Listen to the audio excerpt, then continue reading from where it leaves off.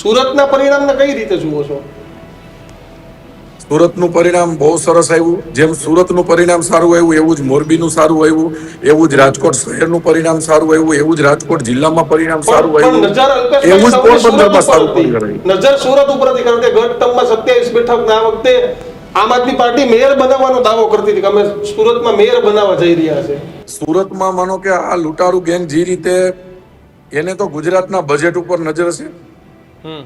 એટલે લૂંટારૂ ટીમને ક્યાંય એકલ દોકલ સીટ આવી જાય એ બરાબર છે, બાકી ક્યાંય એની નગરપાલિકા ન બને, ક્યાંય એની જિલ્લા પંચાયત ન બને.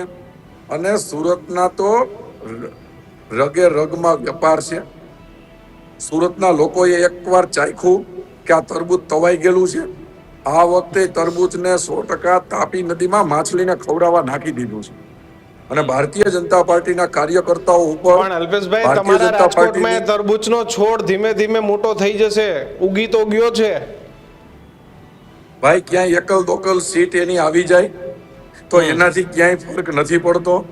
આવી તો નાની ચૂંટણીમાં ક્યાંક ને ક્યાંક કોઈ ભાઈ એને તમે સમય જવા જોઈએ, બધા જ અહીંથી નીકળી જશે ભાઈ. જયરાજસિંહ એવું કીધું હતું કે આ ભાજપમાં ભળી જશે, એવો કઈ રણનીતિ કે એવો કોઈ છે કાર્યક્રમ અલ્પેશભાઈ? એવી રણનીતિ નથી, પણ ગુજરાતનો ઇતિહાસ છે, ગુજરાતનો નહીં ભારતનો ઇતિહાસ છે. લૂંટારૂ ટીમને પૈસા ન મળે એટલે કાર્યકર્તા ન સાચવી શકે, એનો સ્વાર્થ રૂપિયા છે. ઈ કાર્ય હવે તમે વિચાર તો કરો, ભારતના ઇતિહાસમાં પહેલી વાર એવી ઘટના બને કોઈ એક આરે 7 સાંસદ સભ્યોને મૂકીને નીકળી જાય.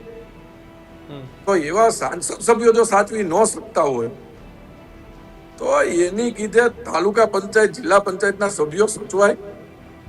એટલે ઈ રીતે વાત છે કે જે રીતે ગુજરાત અને દેશની પરિસ્થિતિ છે, આ લૂંટારૂ ગેંગને જેમ લોકો ઓળખતા જાય એમ એના છેડો ફાડતા જશે.